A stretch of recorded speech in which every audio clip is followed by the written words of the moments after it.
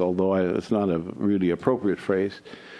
They circled the wagons and they said, and they really didn't understand how America worked domestically. Most of them were immigrants here and were teaching in universities, etc. But they thought, well, we should have to present a whole different literature, whole different idea about what the issues are. And they did that. They held many conferences and issued many books, etc.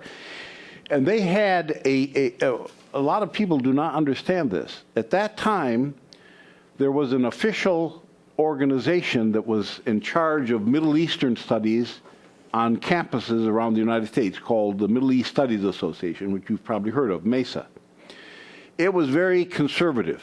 It was the people in MESA pretty much reflected more of a very traditional colonial attitude. Well, with the events of the 60s in the United States and the efforts of this AAUG, they were able to make a serious change in how the teaching on campus around the country. So that today you see many of these programs and professors coming under attack because, quote, they're not balanced, they're biased, they're not protecting students' rights, all of this. There was a concerted campaign to target these people because the Israeli point of view did not have a lockhold on the campuses that they did in Congress. Now let's come to the issue of fighting discrimination. And indeed, when we started to complain about discrimination and stereotyping, etc., we found a ready audience.